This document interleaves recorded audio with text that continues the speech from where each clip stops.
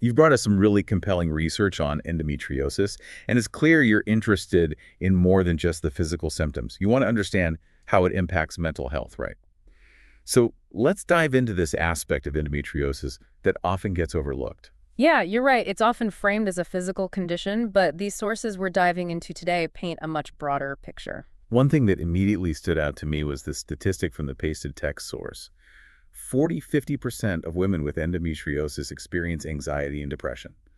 I know. That's drastically higher than the general population. It's huge, and I think it's a powerful reminder that chronic pain, especially the kind that many experience with endometriosis, can have a very real and very deep impact on mental well-being. And the impact of endometriosis on mental health, that source really dives into the emotional toll.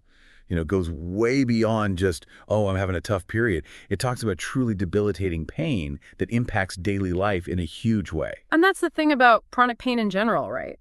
The anticipation, always knowing it's going to return, creates this constant anxiety. It's like, what's it saying? Waiting for the other shoe to drop.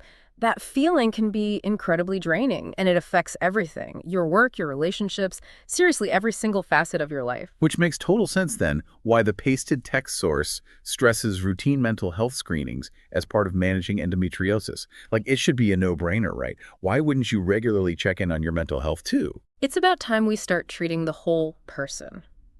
A holistic approach is key here. And, it's not just the physical pain that takes its toll. These sources highlight how endometriosis impacts your work, finances, relationships.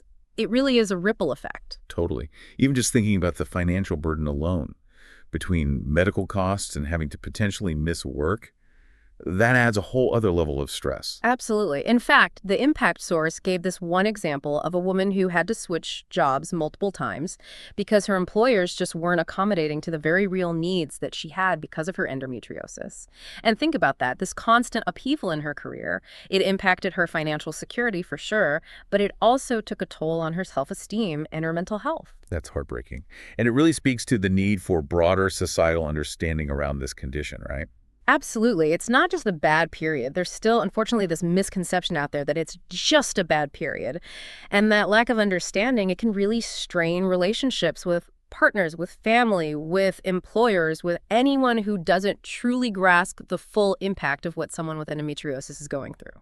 You're right, that social aspect is huge. It's like that feeling of isolation gets amplified when the people around you just don't quite get it. Yeah. And on that note, the impact source mentioned support groups as a way to combat that. Have you found those to be helpful for people dealing with endometriosis? Support groups can be invaluable, absolutely. They provide a space, a safe space really, to connect with other people who truly get it, to share experiences and to realize you are not alone in this. And that can be incredibly validating and empowering. Oh, speaking of empowerment, the impact source also talks about the role technology can play, like using apps to track symptoms and connect with resources. It reminds me of this one story from the impact source about a woman who started using an app to log her pain levels, and it actually helped her identify these triggers she wasn't even aware of. And you know what? That knowledge, just having that knowledge, allowed her to make some lifestyle changes that significantly reduced her pain. That's fantastic. What a great example of how being proactive and being informed can lead to, well, just better management of the condition as a whole, right? But you know what's really fascinating to me? The hormonal aspect of endometriosis. One source briefly mentioned how it's estrogen dependent, and it just made me think, like, okay, so what's the connection there with mental health? Okay, yeah, because I know hormones impact mood in general, but I never really connected the dots to endometriosis specifically. Could you maybe elaborate on that a little? Sure. So estrogen is a hormone that plays a key role in regulating neurotransmitters in your brain. Okay. Mhm. Particularly serotonin, which is often referred to as, the feel-good hormone. It's super crucial for mood regulation, sleep, even your appetite. When estrogen levels fluctuate, like they do naturally throughout the menstrual cycle, it can cause mood swings for many women. So with endometriosis, what happens? Is it just like those mood swings, but like way more intense because of those fluctuations? That's the thing. With endometriosis, those estrogen fluctuations can be way more extreme and also way more unpredictable. It's like, imagine a roller coaster, but instead of a smooth ride, it's jerky and erratic.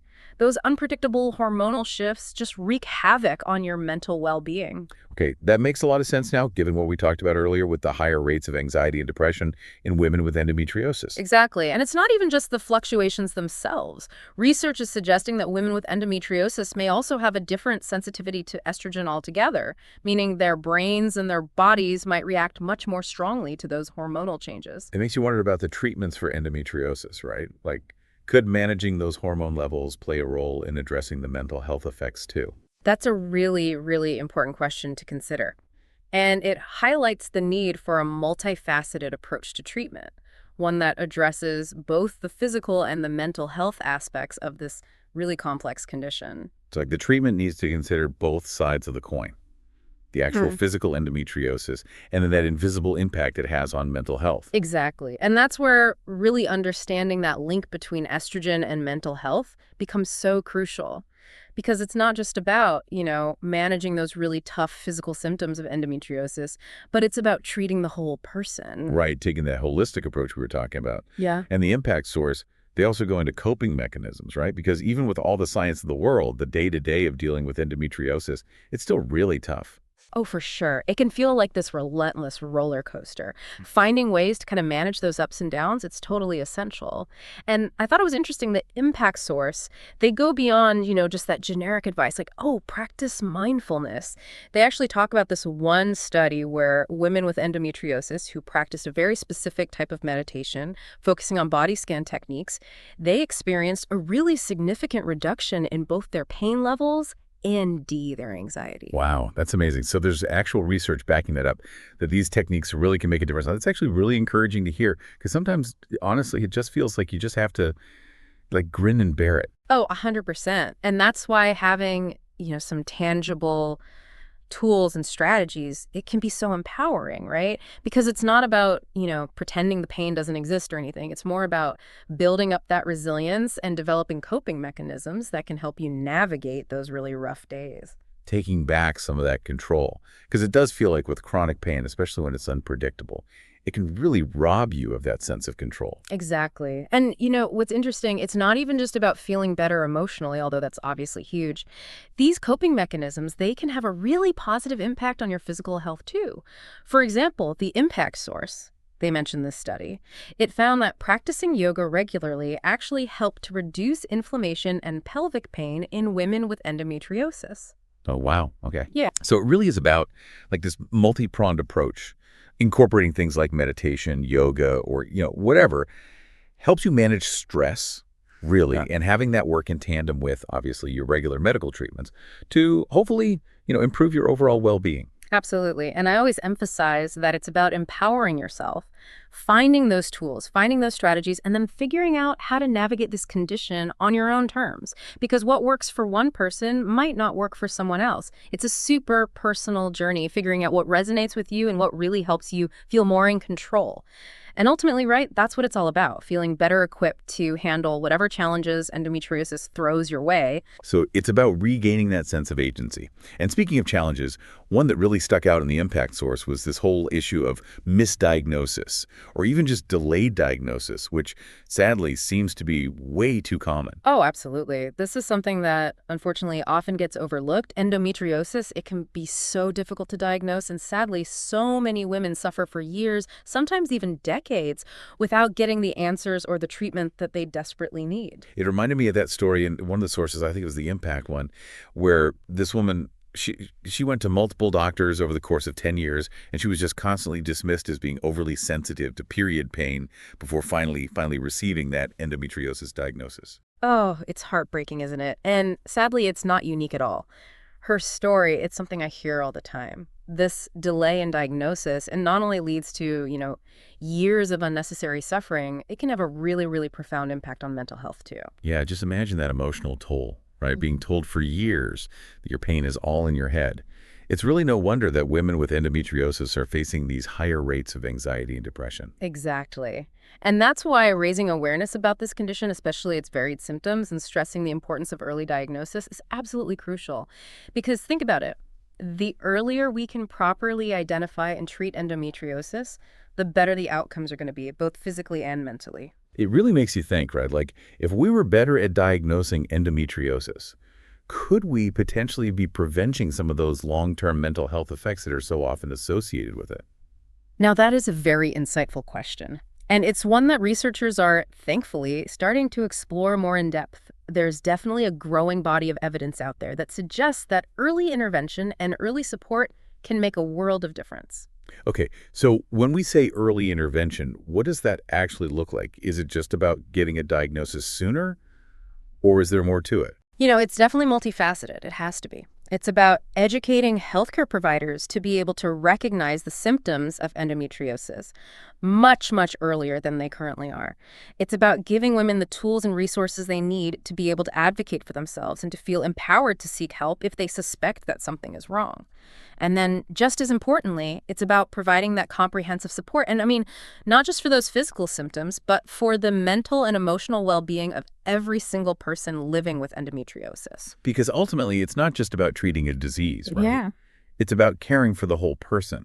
100%. And that includes acknowledging the mental health impact, providing access to therapy, support groups, and just more resources in general that can truly help women manage those really difficult emotional challenges that unfortunately so often come with living with this condition. It's like we talked about at the beginning, right? Endometriosis is often discussed in terms of these really challenging physical symptoms, but that mental and emotional impacts can be just as significant, if not more so. It really is all interconnected, isn't it? That holistic approach, remembering that treating endometriosis effectively means addressing every aspect of the condition, both the things that we can see and the things that we can't.